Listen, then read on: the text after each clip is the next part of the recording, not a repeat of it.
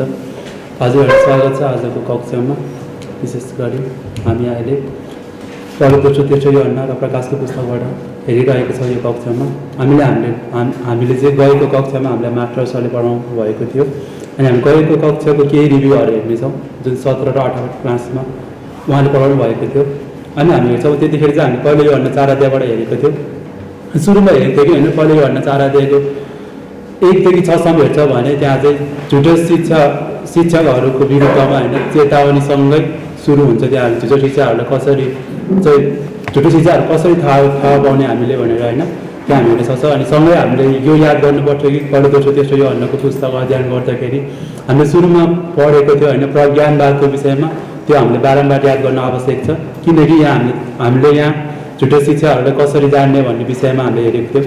अनि हामी हेर्छौँ भने होइन जसले चाहिँ प्रज्ञानवाद जसले चाहिँ होइन यसो क्रिस्ट शारीरिक रूपमा आएको होइन यस पृथ्वीमा आएको भनेर विश्वास गर्दैन थियो प्रज्ञानवादले।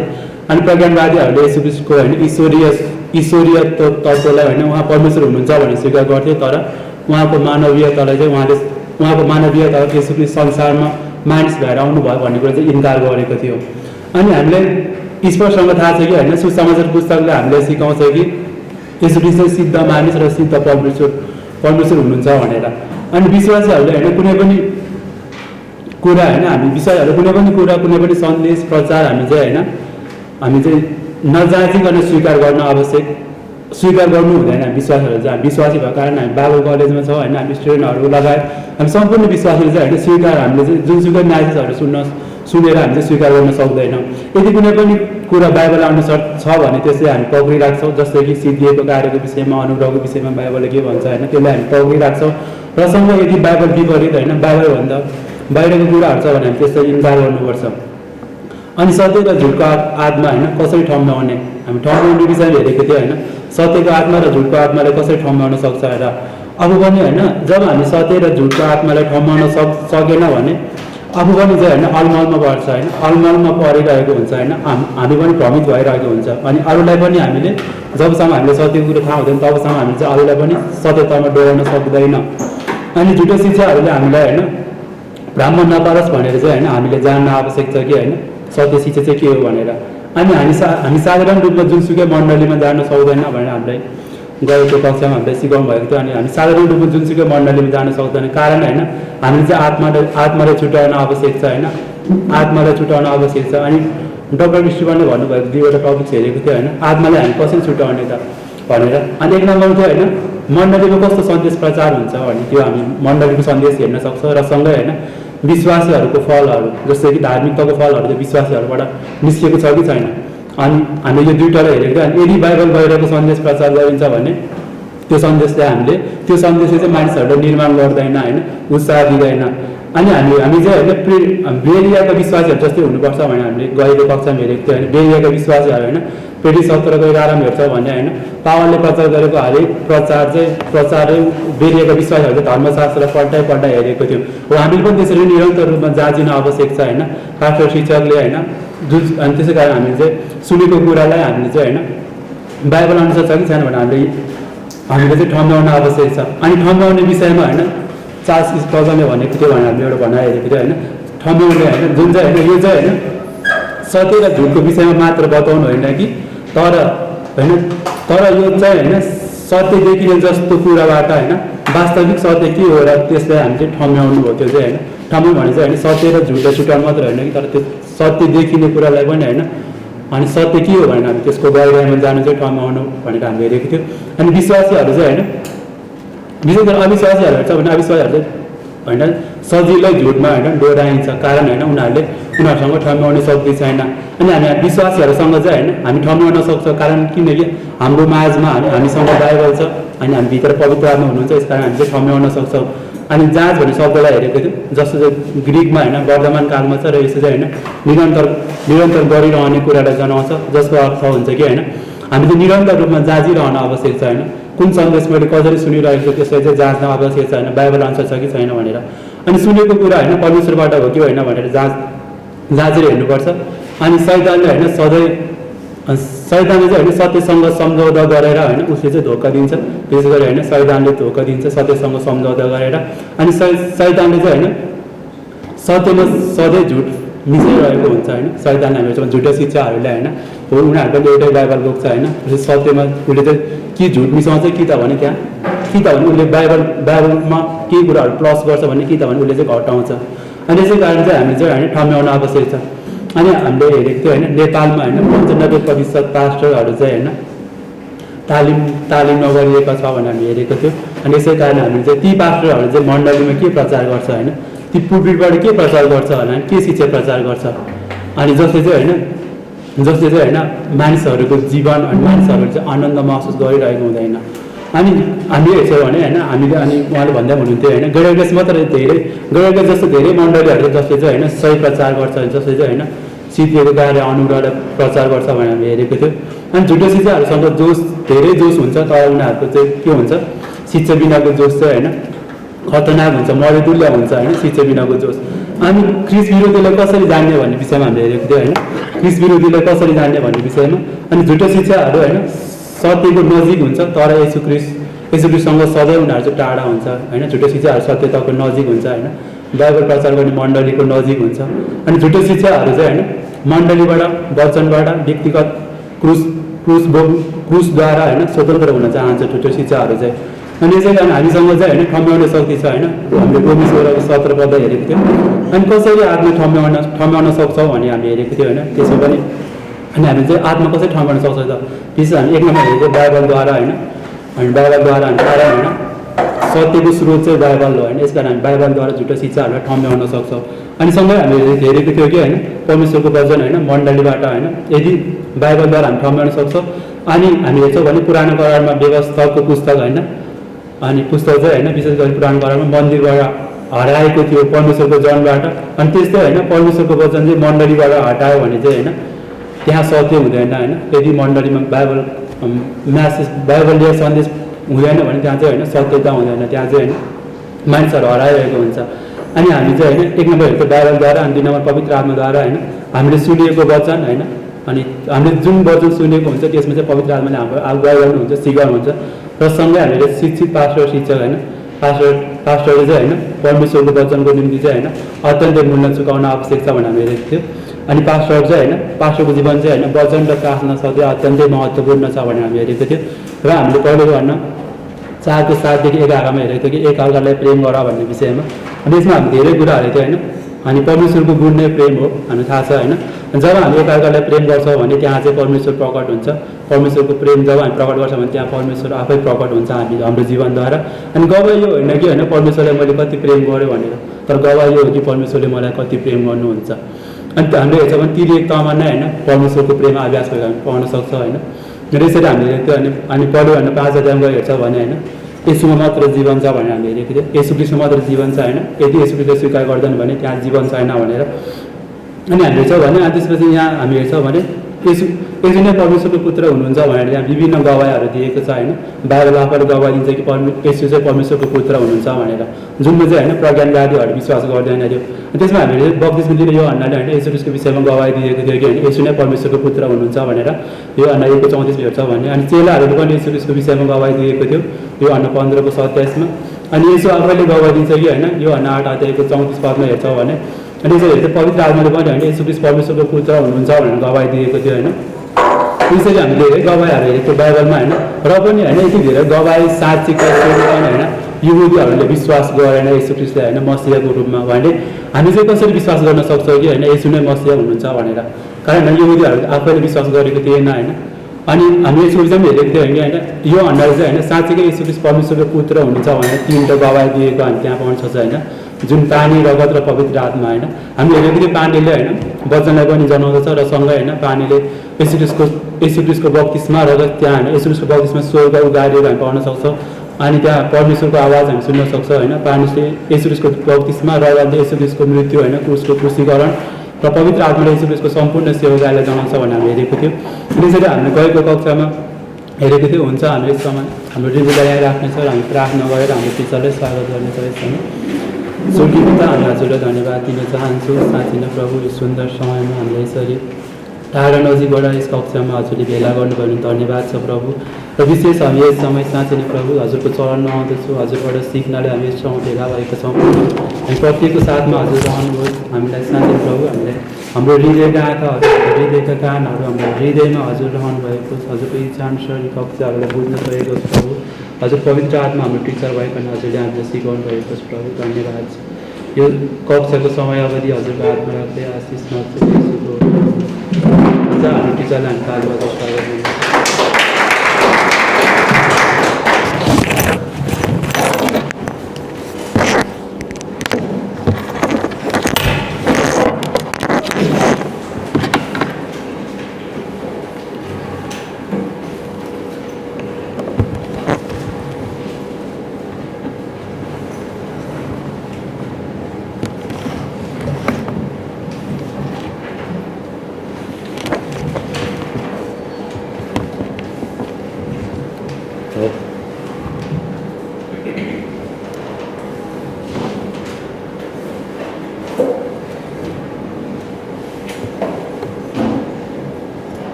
सबैलाई जय मसीह।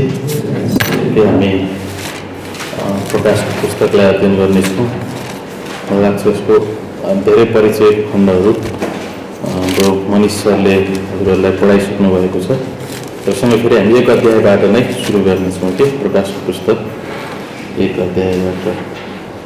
आज हामी प्रकाशको पुस्तक एक अध्यायलाई हेर्नेछौँ भने लगभग 2 अध्यायलाई पनि आज हामी सुरु गर्नेछौँ। अनि त्यसपछि आउँदा क्लासहरूमा आज यसलाई नजिकबाट हामी निहाल्नेछौँ कि अब प्रकाश होइन, प्रकाश होइन कि प्रकाश होइन ओके। प्रकाशको पुस्तक एक अध्यायको 1 पदलाई पढौँ। अनि यीशु ख्रीष्टको प्रकाश, कसको प्रकाश हो?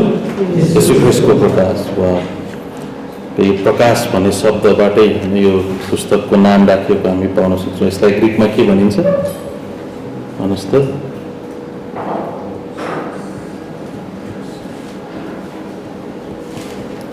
एपोकलिप्सिस होइन, एपोकलिप्सिस भनेर हामी यसलाई भन्न सक्छौँ। जो इङ्ग्लिसमा रेभुलेसन भनेर भनिएको छ भने नेपालीमा चाहिँ यसलाई हामी प्रकाश भनेर, यो चाहिँ ग्रिक शब्द हो कि अनुवाद गरेको हामी पाउन सक्छौँ। यसको साधारण अर्थ भनेको उघार्नु हो कि, अथवा घुम्टो हटाउनु अथवा प्रकट गर्नु होइन, कुनै पनि कुरालाई प्रकट गर्नु। जो त्यहाँ थियो, जस्तो कि हामी विवाहको दिन होइन दुलहीको अनुहार कस्तो रहेछ भनेर हामी घुम्टो उघार्न लाउँछौँ, त्यो त्यहाँ छ। तर जब नउघारुन्जेलसम्म त्यो देखिन्न भने जस्तै होइन, यो उघार्नु, परमेश्वरको कुराहरू उघार्नु। परमेश्वरले आफ्नो विषयमा बताउन थाल्नुहुन्छ, आफ्ना मानिसहरूलाई प्रकट गर्न थाल्नुहुन्छ कि यसलाई हामी प्रकाश भन्दछौँ। अब यसको अर्थ यो होइन कि रहस्यमय अझ रहस्यमय बनाउनु होइन कि, तर रहस्यलाई प्रकट गर्नु, जुन युगौँ युगदेखि लुकेर रहेको रहस्यलाई परमेश्वरले प्रकट गर्नु होइन। अब जब हामी प्रकाश भन्दछौँ भने, अब एपोकलिप्सिस भन्दछौँ भने यसको अर्थ चाहिँ यो हो कि परमेश्वरले आफूलाई र आफ्ना योजनालाई प्रकट गर्दै हुनुहुन्छ। परमेश्वरले आफ्ना मानिसहरूलाई स्वयं आफूलाई र आफ्ना योजनाहरूलाई प्रकट गर्दै हुनुहुन्छ। उहाँले देखाउँदै हुनुहुन्छ, उहाँले उघार्दै हुनुहुन्छ अनि उहाँले घुम्टो हटाउँदै हुनुहुन्छ, जुन योजना उहाँको सुरुदेखि नै थियो। अब जहिले पनि प्रकाशले के जनाउँदछ? जबसम्म यो प्रकट गरिँदैन तबसम्म थाहा हुँदैन। परमेश्वरले यदि आफूलाई प्रकट गर्नुभयो भने मानिसले थाहा पाउन सक्दैन। त्यसरी नै परमेश्वरले पनि आफ्नो योजना प्रकट नगर्नु भएसम्म मानिसहरूले थाहा पाउन सक्दैनन्।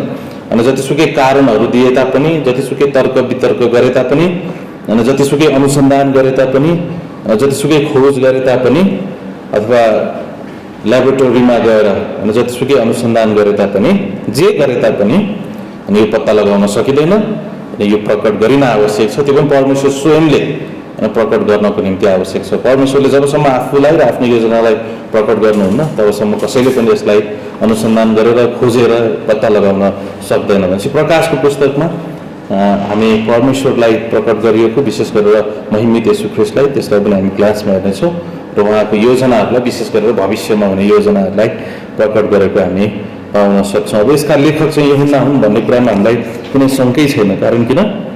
यहाँ छुट्टै लेखिएको छ जस्तो कि एक पदमा प्रभु येशू ख्रीष्टको प्रकाश परमेश्वरले आफ्ना दासहरूलाई चाँडै हुनुपर्ने कुराहरू देखाउनका निम्ति उहाँलाई यो प्रकाश दिनुभयो अनि उहाँले यसलाई आफ्ना दूतहरूद्वारा पठाइकन आफ्ना दास यूहन्नालाई बताउनु भयो। भनेपछि येशू ख्रीष्टका चेला यूहन्ना हुन्, प्रेरित यूहन्ना हुन्। अनि त्यसपछि 9 पदमा पनि देख्न सक्छौँ कि म यूहन्ना जो तिमीहरूको भाइ हुँ अनि सङ्कटमा र येशूको राज्य र धीरजमा सहभागी पनि हुँ, परमेश्वरको वचनका निम्ति र येशू ख्रीष्टको गवाईका निम्ति पत्मोस भनिने टापुमा थिए। भनेपछि यो पुस्तक लेख्दाखेरि उनी पत्मोस भन्ने टापुमा रहेको हामी पाउन सक्छौँ होइन। यो 2वटा खण्डले र अरू खण्डले स्पष्ट हुन्छ कि र सिंह मण्डली इतिहास पनि यो प्रकाशको पुस्तक चाहिँ यूहन्नाले लेखेको भन्ने कुरामा कुनै दुविधा छैन। यो पूर्ण रूपमा स्थापित छ अनि हामी आँखा चिम्लेर भन्न सक्छौँ कि यो प्रेरित यूहन्नाले नै लेखेका हुन् अनि यसमा कुनै शङ्का छैन। अनि त्यसपछि स्वयं यो पत्रले पनि होइन उनकै नाम दर्शाएको हामी पाउन सक्छौँ अनि 1 र 9 पद र अरू खण्डहरूले बताएको हामी पाउन सक्छौँ। सँगै यी प्रेरितले अरू पनि पुस्तकहरू लेखेका थिए। कुन कुन लेखेका थिए भन्नुहोस् त? यूहन्नाले लेखेको अरू सुसमाचार यूहन्ना अनि पहिलो दोस्रो तेस्रो यूहन्ना अनि यो प्रकाशको पुस्तक भन्छ। जम्मा कतिवटा पुस्तक लेखेका छन् उनले? 5वटा पुस्तक लेखेका छन्। अनि यतिखेर चाहिँ उनी पत्मोस भन्ने टापुमा रहेको हामी पाउन सक्छौँ। लगभग पनि अत्यन्तै होइन यसलाई लगभग हामी 90देखि 96 भन्दा पनि 96 एडी भन्न सक्छौँ हामी होइन। 96 एडीतिर कारण 97 एडीमा एउटा रोमी शासक मर्छन् अनि त्यसपछि फेरि यूहन्नालाई फुक्का गरिन्छ के त्यो विषयमा त्यो पछाडिमा आउँछु। लगभग यो समयतिर लेखेको हुनुपर्छ अनि यो नै बाइबलको अन्तिम पुस्तक भएको हामी पाउन सक्छौँ। अनि पत्मोस भन्ने टापुमा चाहिँ आज पनि तपाईँले यसलाई हेर्न सक्नुहुन्छ अनि गुगलमा सर्च गर्नुभयो भने पत्मोस टापु भन्नुभयो भने त्यहाँ छेउ तपाईँले यसलाई पाउन सक्नुहुन्छ। टापु भनेको के हो? चारैतिरबाट पानी, बिचमा के छ? जमिन छ। अनि जुन आजको यो पत्मोस भन्ने टापु चाहिँ आजको टर्की देशको नजिक रहेको हामी पाउन सक्छौँ होइन। लगभग 16 स्क्वायर किलोमिटर क्षेत्रफलमा यो छ अनि टर्कीको मिलेटस भन्ने किनाराबाट लगभग 40 माइल होइन समुद्रको बिचमा रहेको हामी पाउन सक्छौँ। यहाँ छेउ चाहिँ यूहन्नालाई कैदमा राखेको हामी पाउन सक्छौँ अनि तर परमेश्वरले नै प्रकाश दिनको निम्ति यूहन्नालाई त्यहाँ छेउ लानुभएको हामी पाउन सक्छौँ। विशेष गरी यो पत्मोस भन्ने टापुमा अत्यन्तै क्रूर अपराधीहरूलाई बन्धक बनाएर राखिन्थ्यो जो चाहिँ अत्यन्तै खतरनाक छन् समाजको निम्ति, देशको निम्ति। विशेष गरेर रोमीहरूले चाहिँ कुनै व्यक्ति अथवा कुनै समुदायबाट आफूलाई असुरक्षित महसुस गर्थ्यो भने अथवा कसैले चाहिँ रोमी साम्राज्यको विरुद्धमा विद्रोह गर्दैछ भने त्यस्ता विद्रोह गर्ने नेताहरूलाई र मुख्य व्यक्तिहरूलाई, क्रूर अपराधीहरूलाई चाहिँ बन्धक बनाएर राख्ने ठाउँ हो ताकि समुद्रको बिचमा राख्यो भने त कतै पनि भाग्न सक्दैनन् अनि 40 माइल त होइन कसैले पनि पौडी खेल्न सक्दैनन् भनेर चाहिँ यो क्रूर अपराधीहरूलाई राख्ने ठाउँ हो। अवश्य पनि अनि यूहन्नाबाट पनि रोमी शासकहरू दिक्क भएको हुनुपर्छ कारण किन उनी त येशू ख्रीष्टका अन्तिम जीवित प्रेरित हुन् र उनी अत्यन्तै शक्तिशाली तरिकाले परमेश्वरद्वारा प्रयोग भएको हामी पाउन सक्छौँ। तर यो समय विशेष गरेर यूहन्ना आफ्नो विश्वासको निम्ति येशू ख्रीष्टलाई विश्वास गरेको निम्ति, सेवकाईको निम्ति, मण्डलीको निम्ति र परमेश्वरको गवाईको निम्ति उनी सताइएको हामी पाउन सक्छौँ। अनि जुन चाहिँ सुन्दर कुरा हो होइन परमेश्वरको निम्ति कोही व्यक्ति सताइन्छ भने त्यो राम्रो हुँदछ। अब डोलमिसन भन्ने एउटा होइन डोलमिसन भनेको एउटा रोमी सम्राटको नाम हो जस्तो कि सिजर अगस्टस भनेर हामी रोमी शासकलाई देख्न सक्छौँ। यो डोलमिसन भन्ने पनि एउटा रोमी सम्राट हो जसले पुरै रोमलाई 81 देखि 96 एडीसम्म ओके लगभग आज हामी 222 एडीमा छौँ, 2022 एडीमा छौँ। भनेपछि आफै यो लगभग 2000 वर्ष अगाडिको घटना होइन। 81 देखि 96 एडीसम्म यो डोलमिसन भन्ने शासकले चाहिँ पुरै रोमलाई यो चाहिँ सिजर अगस्टस जस्तै मुख्य हाकिम, मुख्य शासक हुन् रोमीका अनि उनले भनौँ राज्य गरेको शासन चलाएको हामी पाउन सक्छौँ। अनि उनीले अनि यूहन्नालाई चाहिँ पत्मोस भनिने टापुमा बन्धक बनाएको हामी पाउन सक्छौँ। भनेपछि यी शासक चाहिँ एक हिसाबले यूहन्नादेखि साह्रै डराएका थिए, यूहन्नादेखि अत्यन्तै भय राखेका थिए। ओहो यो यूहन्नालाई छोड्यो भने त क्रिस्चियनहरू बढ्दै जान्छ अनि क्रिस्चियनहरू बढ्दै गयो भने रोमी साम्राज्यको रोमी सरकारको विरुद्ध विद्रोह हुन सक्छ, रोमी साम्राज्य कमजोर हुन सक्छ भनेर यूहन्नालाई बन्धक बनाएर राखेको हामी पाउन सक्छौँ। अब त्यही कारणले हामी लगभग 96 एडीमा अनि यो पुस्तक लेखेको भनेर हामी विश्वास गर्न सक्छौँ के ठ्याक्कै मिति राख्दाखेरि। तर अधिकांशले 90 देखि 96 भन्छ नि त, तपाईँले यो 96 एडीलाई आधिकारिक रूपमा राख्न सक्नुहुन्छ। कारण किन 97 एडीमा 97 एडीमा ओके यो डोल्मिसन शासक मर्दछन् र उनीपछि अर्को शासक आउँदछन्, जसलाई हामी प्रकाश 2 अध्यायमा गएपछि अध्ययन गर्नेछौँ। अनि 97 एडीमा जब यो डोल्मिसन शासकको मृत्यु हुन्छ भने त्यसपछि यूहन्ना पत्मोस टापुबाट खुला हुन्छन् अनि उनलाई छोडिन्छ। अनि छोडेपछि फेरि उनी एसियाको मण्डली, त्यतिखेरको एफिसस जुन 7वटा मण्डलीहरूलाई उनले पत्र लेख्छन्, फेरि त्यही मण्डलीहरूको बिचमा गएर उनले सेवकाई गरेको हामी पाउन सक्छौँ। यस्तो लाग्छ लगभग 70 एडीभन्दा अगाडि पावलले होइन लगभग मलाई लाग्छ यो 69 एडीतिर होइन पावलको मृत्यु भएको हुनसक्छ अथवा अलिकति अगाडि पछाडि हुनसक्छ। अनि पावलको मृत्यु पश्चात होइन पावलले नै प्रायः जसो एसियाका मण्डलीहरू स्थापना गरेको हामी पाउन सक्छौँ। एसिया भनेको अहिलेको टर्कीको समय, त्यो बेलाको एसिया, अनि 7वटा मण्डली पनि त्यही भएको हामी पाउन सक्छौँ। अनि पावलको मृत्यु पश्चात लगभग पावल यो समयतिर मरेको हामी पाउन सक्छौँ। पावलको मृत्यु पश्चात ती मण्डलीहरूको नेतृत्व चाहिँ अनि प्रेरित यूहन्नाले गरेको हामी पाउन सक्छौँ। कारण किन उनी मात्रै पावल र प्रेरित लगभग पावल र पत्रुस लगभग एउटै समयतिर उनीहरूको हत्या भएको अथवा उनीहरूले शहीद भएको हामी पाउन सक्छौँ। अनि त्यस पश्चात चाहिँ जति पनि एफिसीको मण्डली, त्यसपछि हामी लाउडिसियाको मण्डली, स्मर्नाको मण्डली, देख्न फिलाडेल्फियाको मण्डली, यी मण्डलीहरूमाथि विशेष गरेर त्यो समयको शासन अथवा मण्डलीको प्रमुख व्यक्तिको रूपमा यूहन्नाले पावलको मृत्यु पश्चात नेतृत्व गरेको हामी पाउन सक्छौँ। अनि यो चाहिँ अत्यन्तै सुन्दर रहेको हामी पाउन सक्छौँ। अब यो विशेष गरेर यूहन्नाको समयमा चाहिँ दोस्रो पुस्ताका होइन विश्वासीहरू चाहिँ बढ्दै गरेको हामी देख्न सक्छौँ। होइन पहिलो पुस्ताका विश्वासीहरू बिस्तारै बुढाबुढी हुँदै र त्यसपछि स्वर्गतिर लाग्दै गरेको नयाँ पुस्ता आउँदै गरेको हामी पाउन सक्छौँ। अनि प्रकाशको पुस्तक नै अन्तिम पुस्तक भएको हामी पाउन सक्छौँ। ओके, अब प्रकाशको पुस्तक अन्तिम पुस्तक, यो अन्तिम प्रकाश हो होइन, लिखित प्रकाश होइन, अन्तिम लिखित प्रकाश हो। त्यसपछि कुनै पनि पुस्तक बाइबलको पुस्तक चाहिँ परमेश्वरले दिनुभएको छैन। अनि जब प्रकाशको पुस्तक लेखियो भने अब यो पूर्ण भयो, परमेश्वरको प्रकाश पूर्ण भयो। परमेश्वरले आफ्नो विषयमा जे जति कुराहरू प्रकट गर्नुपर्ने थियो र आफ्नो योजनाको विषयमा जे जति कुराहरू प्रकट गर्नुपर्ने थियो यो 66वटा पुस्तकमा हामी देख्न सक्छौँ। अब त्यहाँबाट अरू आवश्यकता छैन। तर यही 66वटा पुस्तकलाई अब हामी पवित्र आत्माको अगुवाईमा, पवित्र आत्माको परिपूर्णतामा, परमेश्वरको अभिषेकमा हामी प्रचार गर्न सक्छौँ, अरूलाई सिकाउन सक्छौँ। अनि यो चाहिँ अत्यन्तै राम्रो कुरा हो। भनेपछि बाइबलको पुस्तक पुरा भयो, प्रकाश नै अन्तिम पुस्तक रहेको हामी पाउन सक्छौँ। अब कसैले आएर अब बाइबलमा अरू पनि पुस्तक थप्न जरुरी छ भन्नुभयो भने हामी हो भन्छौँ, होइन भन्छौँ नि होइन। अनि यो चाहिँ सुन्दर कुरा भएको हामी नेतृत्व गर्न सक्छौँ। भनेपछि अब लगभग 96 एडीतिर यो पुस्तक लेखे, त्यसपछि 97 एडीतिर उनी फेरि फुक्का भए। त्यसपछि फेरि एफिससका मण्डलीहरूमा लगभग 2-3 वर्षको सेवाक आएपछि लगभग 100 एडीमा यूहन्नाको मृत्यु भएको हामी पाउन सक्छौँ। लगभग 79 एडीमा चाहिँ यूहन्नाको मृत्यु भएको हामी पाउन सक्छौँ। अनि त्यसपछि प्रेरितीय युग होइन, प्रेरितीय युग समाप्त भएको हामी पाउन सक्छौँ। अनि पूर्ण रूपले दोस्रो पुस्ताको होइन विश्वासीहरूले मण्डलीको नेतृत्व गरेको हामी पाउन सक्छौँ कि अब यो चाहिँ अत्यन्तै सुन्दर कुरा हामी देख्न सक्छौँ। त्यसपछि एक पदमा फेरि जाउँ होइन, यीशु ख्रीष्टको प्रकाश परमेश्वरले आफ्ना दासहरूलाई चाँडै हुनुपर्ने कुरा देखाउनका निम्ति उहाँलाई यो प्रकाश दिनुभयो।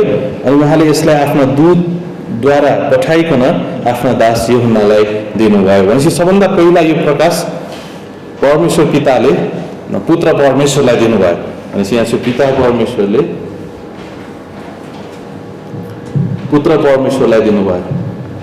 अनि त्यसपछि पुत्र परमेश्वरले आफ्ना दास ओके यूहन्नालाई दिनुभयो। अनि पुत्र परमेश्वरले यूहन्नालाई यो प्रकाश दिँदै गर्दाखेरि चाहिँ स्वर्गदूतले अथवा दूत भनेर यहाँ छु भनेको छ, स्वर्गदूतले सहयोग गरेको हामी पाउन सक्छौँ। भनेपछि यो प्रकाश पिताले आफ्नो प्रिय पुत्रलाई होइन जो सम्पूर्ण शासनमाथिको अधिकारी हुनुहुन्छ उहाँलाई दिनुभयो, जो उहाँको दाहिने हातमा हुनुहुन्छ। अनि पुत्रले चाहिँ आफ्ना दास अथवा आफ्ना सेवक प्रेरित लगाइदिनु भएको हामी पाउन सक्छौँ। अनि पुत्रले यूहन्नालाई दिँदै गर्दाखेरि चाहिँ अनि स्वर्गदूतले यो प्रकाश यूहन्नालाई प्रकाशित गर्नको निम्ति सहयोग गरेको हामी पाउन सक्छौँ। अनि यूहन्नाद्वारा होइन हामी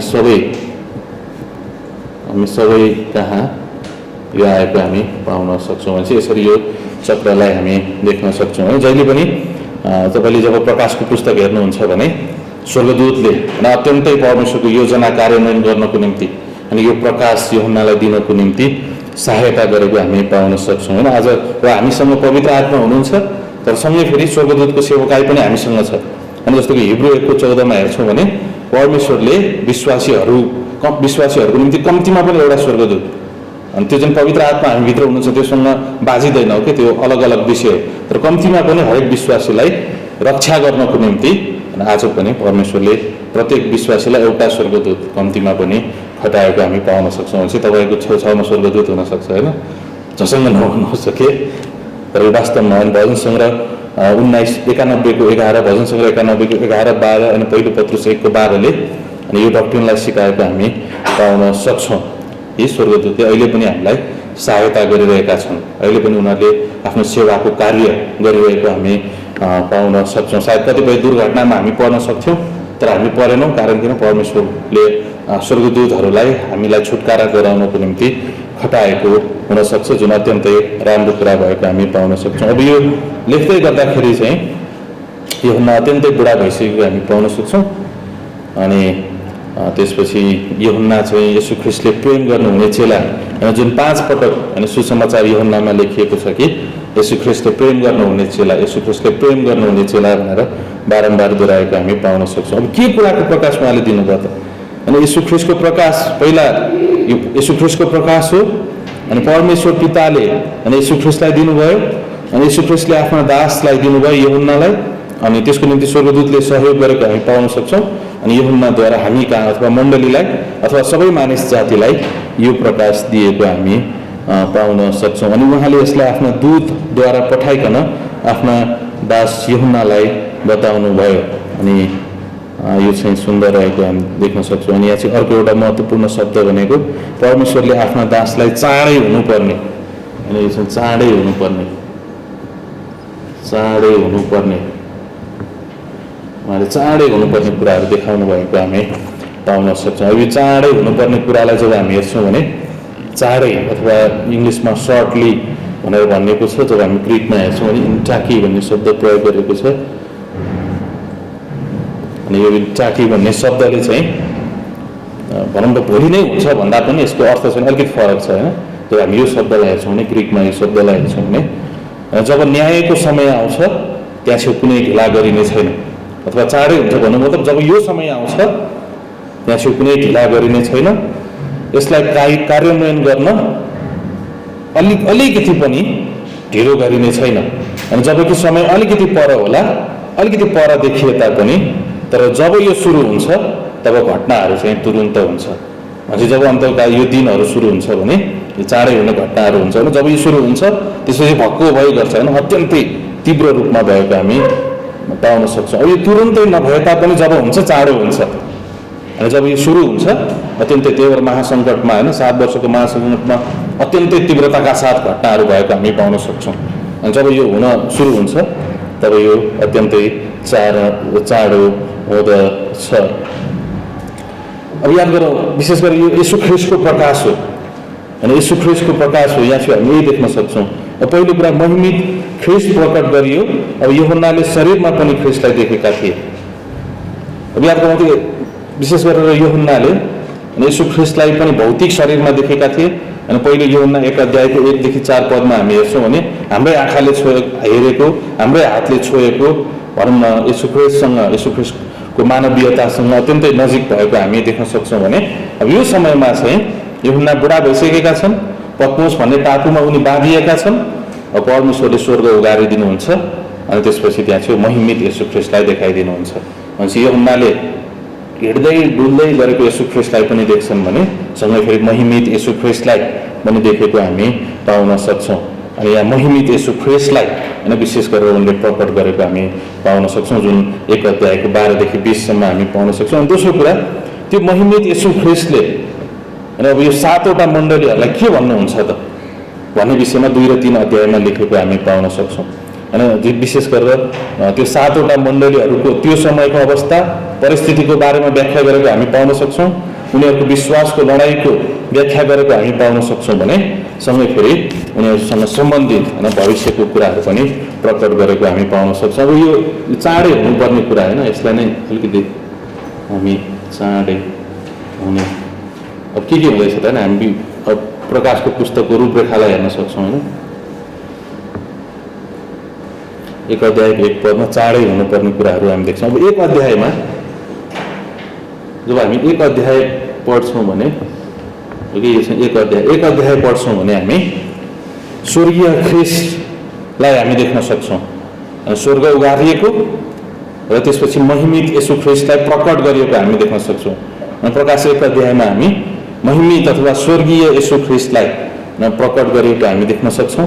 अनि सँगै फेरि 1 अध्यायमा हामी यो पत्र लेख्नुको उद्देश्य अनि यो पुस्तक लेख्नुको उद्देश्यलाई पनि हामी देख्न सक्छौँ, जुन अलिकति पछि हामी हेर्नेछौँ। अनि त्यसपछि यो पुस्तकको परिचयलाई पनि हामी 1 अध्यायमा देख्न सक्छौँ। अनि यो पुस्तक चाहिँ कसले लेखेका हुन् लेखकलाई पनि हामी देख्न सक्छौँ। अनि कस्तो परिस्थितिमा लेखिएको हो अनि ती कुराहरू चाहिँ हामी 1 अध्यायमा देख्न सक्छौँ। भनेपछि हामी के कुरा देख्छौँ? स्वर्गीय महिमित यसु ख्रिस्टलाई प्रकट गरेको, अनि यो पुस्तक लेख्नुको उद्देश्यलाई, अनि यो पुस्तकको परिचयलाई, यो पुस्तक कसले लेखेका हुन् लेखकलाई, र त्यसपछि त्यो समयको तत्कालीन अवस्थालाई प्रकट गरेको हामी पाउन सक्छौँ। अब त्यसपछि 2 र 3 अध्यायमा विशेष गरेर 2 र 3 अध्यायमा चाहिँ 96 एडी, आज हामी लगभग 2022 एडीमा छौँ होइन। लगभग 96 एडीमा लेखेका हौँ। अनि त्यो समयको 7वटा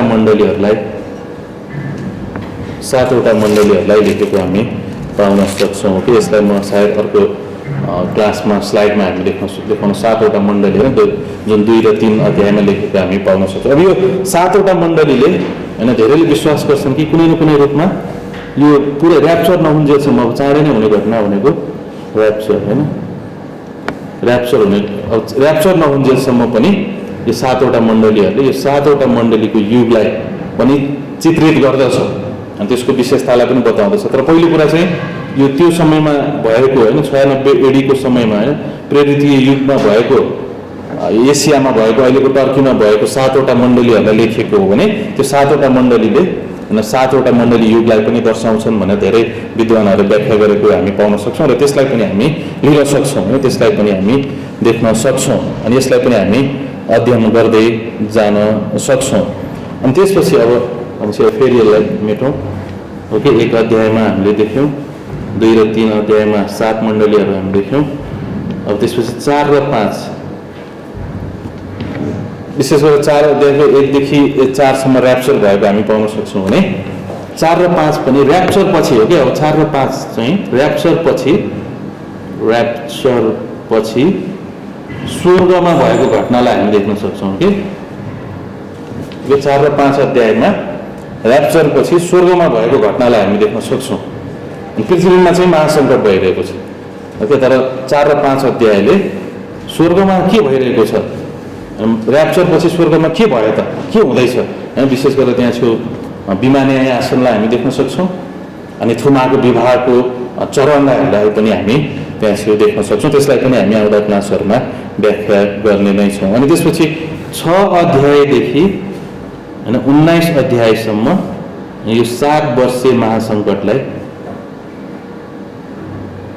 6 देखि 19 अध्यायसम्म 7 वर्षीय महासङ्कटलाई व्याख्या गरेको हामी पाउन सक्छौँ। भनेपछि तल पृथ्वीमा चाहिँ 7 वर्षीय महासङ्कट भइरहेको हुन्छ भने माथि चाहिँ होइन मण्डली उठाइ लगिन्छ र यीशु ख्रीष्टको उपस्थितिमा हुन्छ र त्यहाँ चाहिँ विमान्याय आसनको मूल्याङ्कन हुन्छ, इनाम दिने लिने कुराहरू त्यहाँ चाहिँ हुँदछ र सँगै थुमाको विवाहको चरणहरू पनि हुँदछ। त्यसलाई हामी पछि व्याख्या गर्नेछौँ।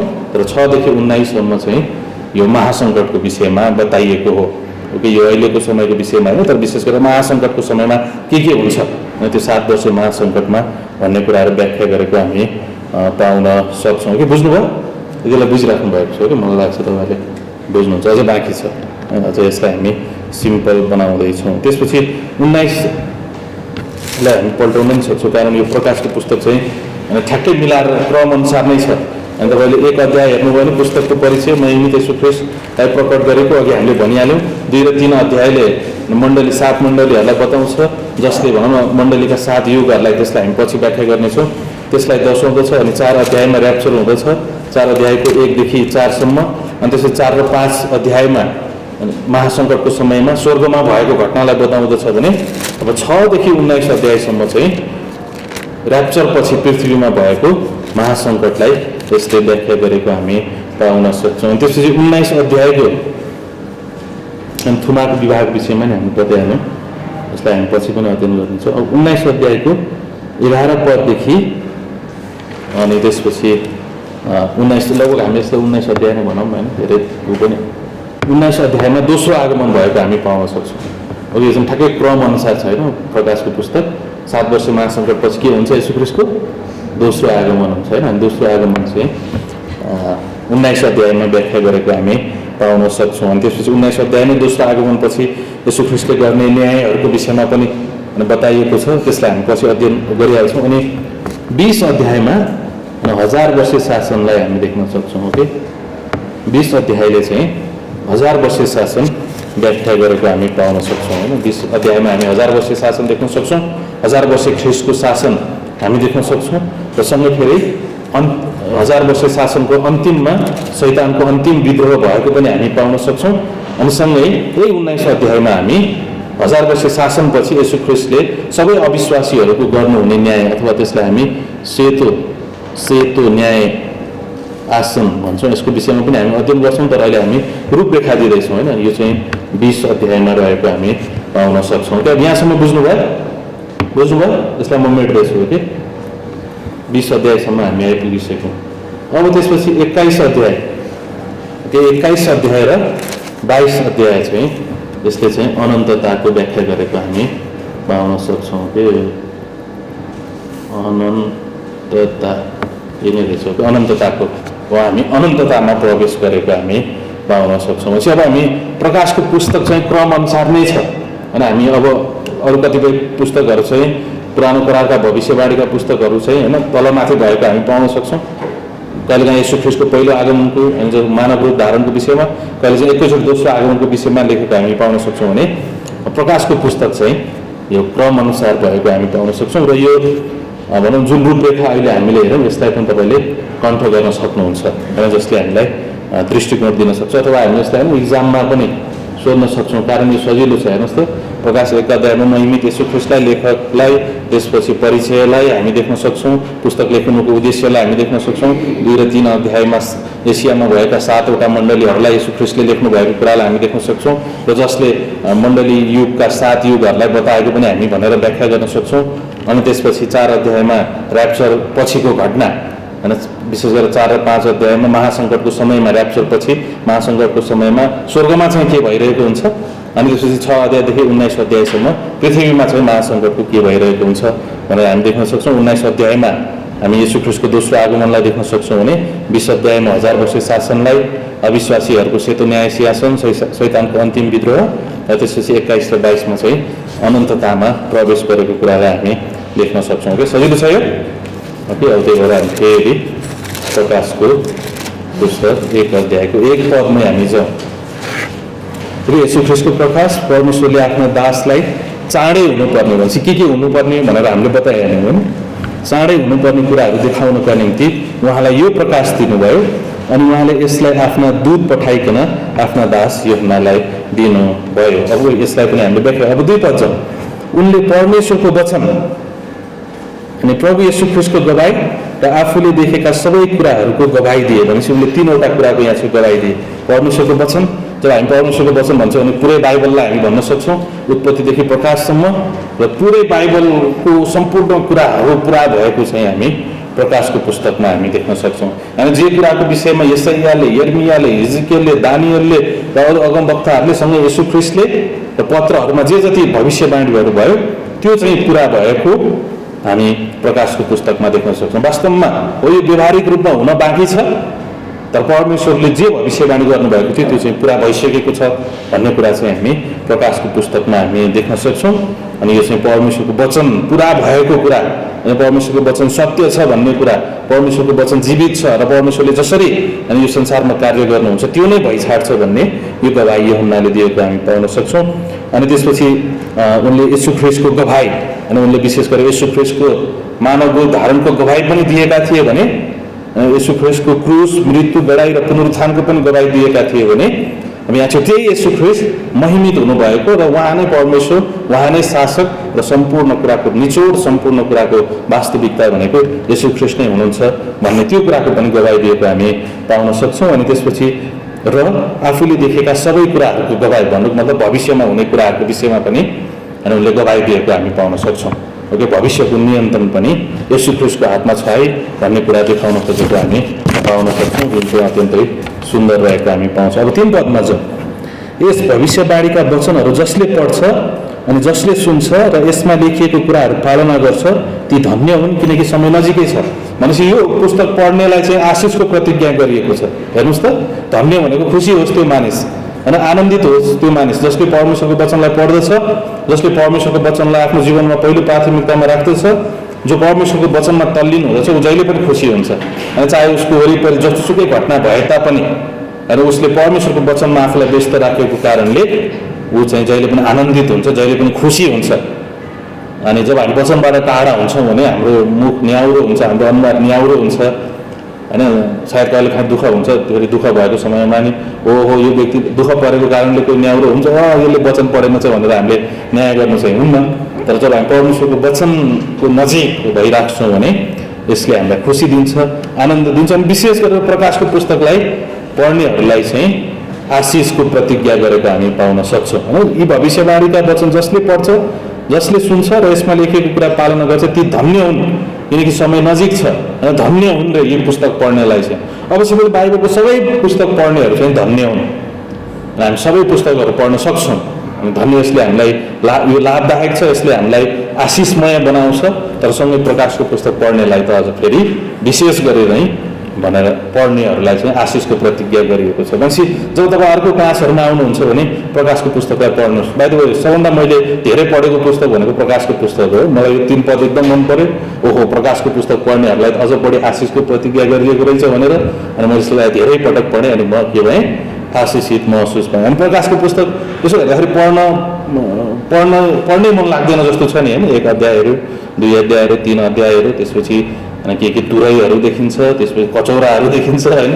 के हो ख्रीष्ट विरोधी आउँछ, सिंह भएको मान्छे आउँछ, होइन।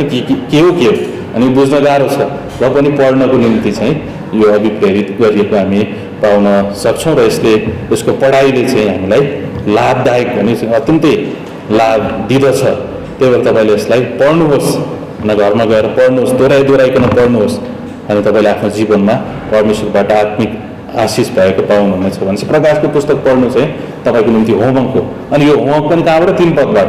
अनि मैले दिएको होइन, तर यो 3 पदले यही भन्दछ, पढ्नु भनेर सुरुमै भन्दछ भने अब अर्को क्लासमा आउँदाखेरि तपाईँहरूले यसलाई पढ्नुहोस्, हो क्या, दोहोऱ्याएर यसलाई पढ्नुहोस्। अब यो किन पढ्नु, अनि यहाँ चाहिँ हेर्नुहोस् त, पढ्नु, सुन्नु अनि पालना गर्नु। अनि यो चाहिँ सुन्दर कुरा छ। यस्तो लाग्छ यो विश्वासी जीवनको व्याख्या नै यस्तो हुँदछ, बाइबलसँग सम्बन्धित, होइन। पढ्नु अनि सुन्नु अनि त्यसपछि पालना गर्नु, अनि अत्यन्तै राम्रो भएको हामी पाउन सक्छौँ। कारण किन, जब हामी पढ्छौँ, जब हामी सुन्छौँ, जब हामी यसलाई पालना गर्छौँ भने यो चाहिँ हाम्रो व्यवहारिक शिक्षाको लागि अत्यन्तै लाभदायक हुन्छ। अनि यो हाम्रो व्यक्तिगत व्यवहारिक शिक्षाको लागि अत्यन्तै लाभदायक हुन्छ र हामी परमेश्वरबाट अत्यन्तै आशिषमय भएको कुरालाई हामी अनुभव गर्दछौँ। अब विशेष गरी पढ्नु भन्ने शब्द जुन यहाँ छ, यसले चाहिँ सार्वजनिक रूपमा र यसलाई ठुलो स्वरले कराएर पढ्नु भन्ने जनाउँदछ, अथवा सभाको बिचमा अथवा मण्डलीको बिचमा ठुलो स्वरले प्रचार गर्नु, ठुलो स्वरले पढ्नु भन्ने कुराहरू यसले जनाउँदछ। भनेपछि जब तपाईँ घर जानुहुन्छ भने ठुलो स्वरले पढ्नुहोस् क्या यसलाई, कारण यो पढ्ने भन्ने शब्दले त्यही जनाउँदछ। जसरी यहुदी परम्परामा जब उनीहरूले पुरानो कुराका पुस्तकहरूलाई पढ्दथे भने उनीहरू ठुलो स्वरले पढ्दथे, होइन। सभाघरमा उनीहरू भेला हुँदथे, अनि सभाघरमा 150-60 जना, होइन, जति पनि मानिसहरू हुँदथे उनीहरू सबैले सुन्ने गरेर अगाडिबाट सदुकी फरिसीहरूले चाहिँ पढ्ने काम गर्दथे, मुख्य व्यक्तिहरूले, सभाघरको मुख्य व्यक्तिहरूले पढ्ने काम गर्दथे। हो त्यसरी नै त्यही अभ्यासलाई नै यहाँ छेउ जनाउन खोजेको छ। यो जुन भविष्यवाणीको पुस्तक लेखेको छ यसलाई चाहिँ ठुलो स्वरले चिच्चाएर के गर्न जरुरी छ, पढ्न जरुरी छ, घोषणा गर्न जरुरी छ, सार्वजनिक रूपले पढ्न जरुरी छ। भनेपछि हामी यसबाट वचनहरू प्रचार गर्न सक्छौँ अनि यसबाट हामी मानिसहरूलाई सिकाउन सक्छौँ। त्यही भएर डाक्टर स्टिभनले घण्टौँसम्म अनि उहाँले धेरै दिनसम्म यो पुस्तकलाई प्रचार गर्नुभएको थियो, जुन युट्युबमा त्यो भिडियोहरू छँदैछ। अनि त्यसपछि बारम्बार यो कुराहरू चाहिँ प्रचार भएको हामी पाउन सक्छौँ। भनेपछि यो पढ्नमा पनि लाभदायक छ, यो सुन्नमा पनि लाभदायक छ, पालना गर्न पनि लाभदायक छ र यसलाई ठुलो स्वरले पढ्न जरुरी छ। वास्तवमा हामीले बाइबलको सबै पुस्तकलाई त्यही नै गर्नुपर्दछ। हामीले बाइबलको सबै 66वटा पुस्तकलाई पढ्नु पर्दछ, सकेसम्म ठुलो स्वरले हामीले पढ्नु पर्दछ। अनि जसलाई डिस्टर्ब भए तापनि मलाई ठुलो स्वरले पढ्यो भने चाहिँ मलाई चाहिँ मनपर्छ। प्रायः म गर्दिनँ ठुलो स्वरले पढ्दिनँ, कहिलेकाहीँ म पढ्छु आफ्नो भोइसलाई अभ्यास गर्नको निम्ति। प्रायः म इङ्ग्लिस बाइबल चाहिँ चिच्चाएर पढिरहेको हुन्छु, सायद मेरो श्रीमतीले नै कहिलेकाहीँ सुन्नुहुन्छ आफ्नो भोइसलाई बनाउनको निम्ति। तर सँगै फेरि त्यो भनौँ राम्रो पनि छ। अनि सँगै फेरि हामी कराएर पढ्छौँ भने अर्को व्यक्तिलाई मन पऱ्यो पनि मन नपऱ्यो पनि सुन्नु पऱ्यो नि त, होइन? अनि पढ्नु सकेको वचन त अब मन पऱ्यो नि मन नपऱ्यो पनि सुन्नु त राम्रो हो नि त। भनेपछि फेरि सधैँ चाहिँ त्यसो नगर्नुहोस्। गणेश सरले चिच्चाएर पढ्नुभयो भनेको भन्नुभएको छ। अनि बाइबल कलेजको स्टुडेन्टहरू आफ्नो डोम्समा जानुहुन्छ, अर्को व्यक्तिले एकदम पढेको देख्नुहुन्छ, एकदम होमवर्क गरेको देख्नुहुन्छ, यही बेला यसलाई डिस्टर्ब गर्ने। भनेपछि गणेश सरले भनेको वचन चाहिँ अहिले पालना गर्नु पऱ्यो भनेर ठुलो ठुलो स्वरले चाहिँ नचिच्याउनुहोस् कि त्यसरी डिस्टर्ब नगर्नुहोस् कि। तर हामीले थाहा छ होइन, परमेश्वरले हामीलाई ज्ञान बुद्धि दिनुभएको छ नि त, अनि यो चाहिँ राम्रो कुरा हो। ओके, अब यसले हामीलाई भनेपछि यो सार्वजनिक सभामा अनि मण्डलीमा यसलाई पढ्न प्रचार गर्न आवश्यक छ र यसद्वारा सबैले लाभ पाउँदछन् र सबले आशिष पाएको महसुस गर्दछन्। अनि त्यसपछि यो व्यवहारिक अर्थीको लागि पनि लाभदायक र आशिषमय छ। भनेपछि पहिलो कुरा सार्वजनिक सभा वा मण्डली सभामा पढ्न र प्रचारमा लाभदायक र आशिषमय छ। अनि दोस्रो कुरा व्यवहारिक अर्थीको लागि लाभदायक र आशिषमय छ। अब के हो त व्यवहारिक अर्थी भनेको? जब हामी कसैलाई अर्थी दिन्छौँ भने बाइबलमा चाहिँ तितसलाई पावलले आज्ञा गर्दछन् अर्थी देऊ, अनि त्यसपछि हिजो प्रदेशमा पनि अर्थी देऊ। अब यो के हो त अर्थी देऊ भन्ने कुरा? अनि अर्थी देऊ भन्नुको अर्थ चाहिँ कसैको मनमा लगेर राखिदिनु, अनि कसैको सोचमा लगेर राखिदिनु। भनेपछि जब पनि हामी परमेश्वरको वचनबाट कसैलाई अर्थी दिन्छौँ भने वास्तवमा हामीले परमेश्वरको सोच मानिसहरूको सोचमा राखिदिइरहेका हुन्छौँ। हामी किन अर्थी दिन्छौँ? ताकि मानिसहरूको सोचमा परमेश्वरको सोचले बास गरोस् भनेर। जस्तो लाग्छ हामी परमेश्वरको सोचहरू मानिसहरूको दिमागमा लगेर राखिदिन्छौँ। अनि अर्थी दिनु भनेको त्यही हो, परमेश्वरको सोचहरू वचनहरू मानिसहरूको मनमा लगेर राखिदिन्छौँ, त्यसलाई चाहिँ हामी अर्थी भन्दछौँ। भनेपछि यो पुस्तक चाहिँ पढ्नको निम्ति र सँगै फेरि व्यवहारिक अर्थीको लागि पनि लाभदायक र आशिषमय भएको हामी पाउन सक्छौँ। अनि यो सिङ्गो बाइबलको पुस्तकहरूको वास्तविकता पनि त्यही नै हो। अनि त्यसपछि तेस्रो छ भविष्यवाणीगत आशाको लागि लाभदायक छ। कारण किन? यो पुरा भएरै छाड्छ। अनि परमेश्वरले हामीलाई त्यत्तिकै अल्मलाएर राख्नु भएको छैन। उहाँले कसरी संसार बनाउनु भयो, त्यसपछि उहाँले पुरै इतिहासमा के गर्नुभयो र उहाँको पुत्र आउनुभयो, मण्डली सुरु भयो र त्यसपछि के हुँदैछ होइन, सबै कुरा चाहिँ उहाँले बताउन चाहनु भएको हामी पाउन सक्छौँ। अनि जब हामी यसलाई पढ्दछौँ भने हो हाम्रो आशा जीवित छ होइन। यो भनौँ न यसले हामीलाई एउटा दृष्टिकोण दिँदछ। अनि जुन समयमा हामी जिउँदछौँ त्यो समय जिउन महत्त्वपूर्ण छ, त्यो पनि परमेश्वरको निम्ति जिउन महत्त्वपूर्ण छ। जुन समयमा परमेश्वरले हामीलाई बोलाउनु भएको छ र यस मण्डलीमा राख्नु भएको छ त्यो चाहिँ आशिषमय छ, त्यो चाहिँ महत्त्वपूर्ण छ, भविष्य सुनिश्चित छ अनि भएरै छाड्दछ होइन। अहिले पनि हामी संसारको घटनाक्रमलाई हेर्छौँ भने वास्तवमै परमेश्वरको यो भविष्यवाणीहरू पुरा भइरहेको छ। अनि केही पुरा हुन बाँकी छ व्यावहारिक रूपले भने हामी अहिलेको घटना परिस्थितिलाई अध्ययन गऱ्यौँ भने परमेश्वरले भन्नुभएको जस्तै हुँदैछ, ठ्याक्कै त्यस्तै हुँदैछ भनेर हामी जब तपाईँले प्रकाश 4 अध्यायदेखि होइन 21 यो पुरै पुस्तक पढ्दाखेरि तपाईँले थाहा पाउनुहुन्छ कि अहिले नै संसार यो भविष्यवाणी पुरा हुने क्रममा छ। अहिले नै हामी देख्न सक्छौँ कि येशू ख्रीष्टको भविष्यवाणी चाहिँ पुरा हुँदैछ, यो हुने क्रममा छ भनेर हामी सुनिश्चित हुन सक्छौँ। अनि हाम्रो आशा चाहिँ जीवित छ, परमेश्वरले बोल्नु भएको वचनहरू जीवित छ भन्ने कुराहरू चाहिँ हामी पाउन सक्छौँ कि। अब त्यही भएर यसलाई पढ्नु, त्यसपछि सुन्नु अनि त्यसपछि पालना गर्नु अथवा यसद्वारा व्यवहारिक शिक्षा हासिल गरेर आफ्नो जीवनमा उपयोगी बनाउनु चाहिँ अत्यन्तै राम्रो भएको हामी पाउन सक्छौँ। अनि ती मानिसहरू धन्य हुन्छन् अनि ती मानिसहरू खुसी भएको हामी पाउन सक्छौँ। त्यही भएर यहाँ 3 पदमा होइन, यस भविष्यवाणीका वचनहरू जसले पढ्छ अनि जसले सुन्छ र यसमा लेखिएका कुराहरूलाई पालना गर्दछ ती धन्य हुन्, किनकि समय नजिक छ। अनि यो अब नजिक छ भन्ने शब्द पनि महत्त्वपूर्ण छ। अनि मलाई पनि लाग्छ यो अत्यन्तै नजिक छ होइन, विशेष गरेर ऱ्याप्चर अत्यन्तै नजिक छ। मलाई लाग्छ ऱ्याप्चर आजै हुनसक्छ। अनि प्रेरित पावलले पनि पहिलो तेस्सलोनिके 4 अध्यायको 13 देखि 17 सम्म हामी पढ्छौँ भने प्रेरित पावलले पनि उनकै समयमा ऱ्याप्चर हुन्छ भनेर उनले विश्वास गरेका थिए। भनेपछि पुरै इतिहासका जति पनि अभिषिक्त जनहरू छन् उनीहरूले यो विश्वास गर्थे कि उनीहरूकै समयमा ऱ्याप्चर हुन्छ भनेर। अनि हामी पनि भन्छौँ कि यो आज भोलि नै ऱ्याप्चर हुनसक्छ।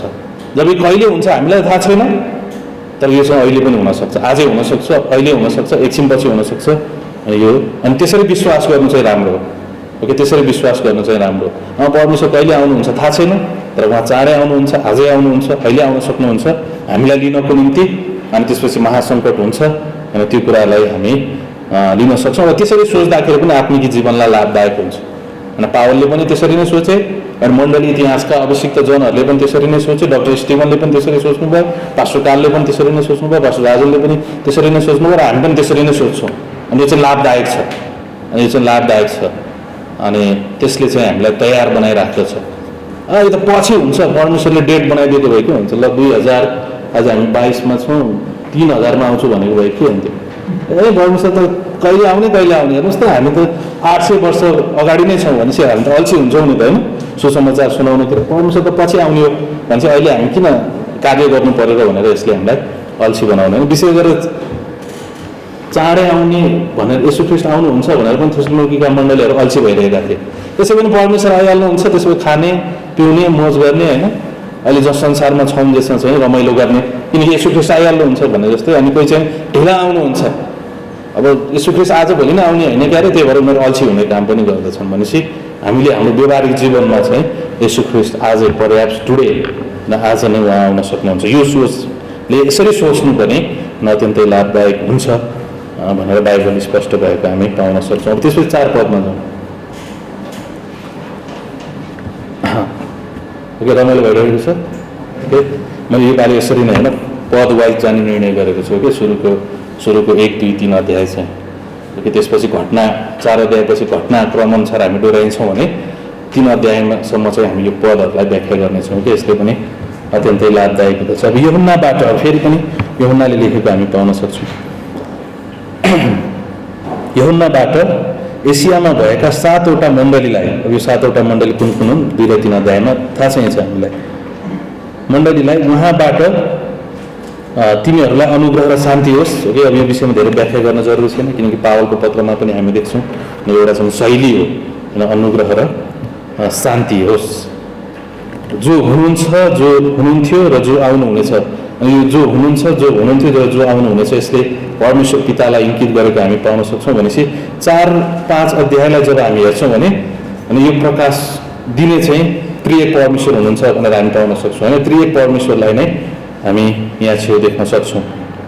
अनि यो 7वटा मण्डली भनेको 2 र 3 अध्यायमा व्याख्या गरेको हामी पाउन सक्छौँ। अब यो 7वटा मण्डली चाहिँ अक्षरै 7वटा मण्डली हुनु के, वास्तवमै त्यतिखेर यी 7वटा मण्डलीहरू थिए।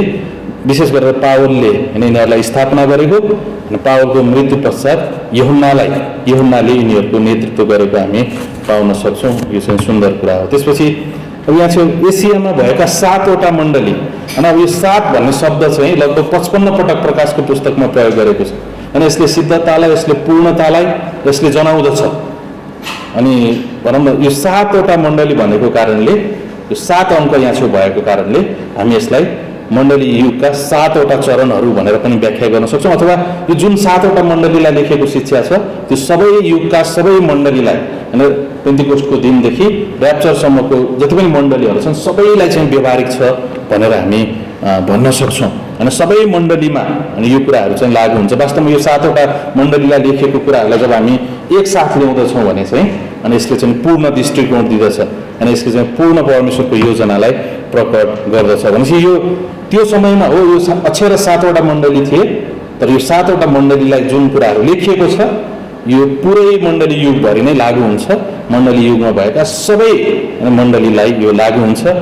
अनि यो चाहिँ अत्यन्तै सुन्दर भएको हामी पाउन सक्छौँ। भनेपछि जब हामी 2 र 3 अध्याय अध्ययन गर्दै गर्दाखेरि हो त्यतिखेरको समयको लागि त्यतिखेरको समयमा भएको 7वटा मण्डलीको लागि यो कुराहरू लेखिएको हो।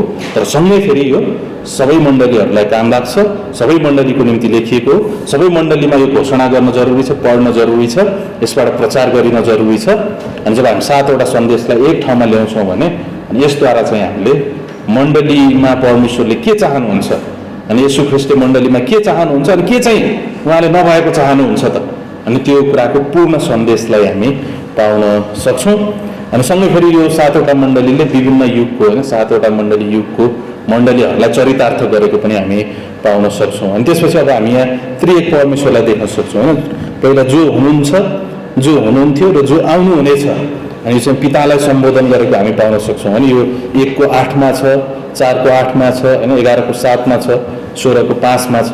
अनि यसले पितालाई सम्बोधन गरेको हामी पाउन सक्छौँ।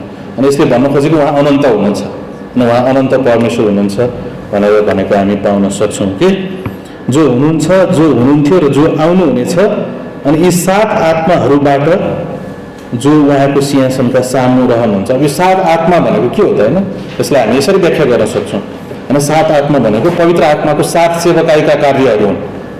ओके, यो पवित्र आत्माको 7 सेवकाईका कार्यहरू हुन् जुन यशाया 11को 2 पदमा व्याख्या गरिएको छ होइन। तपाईँले यशाया 11को 2 पदलाई पल्टाउनु भयो भने यस्तो देखिन्छ। ओके, अनि यहाँ चाहिँ यस्तो लेखेको छ,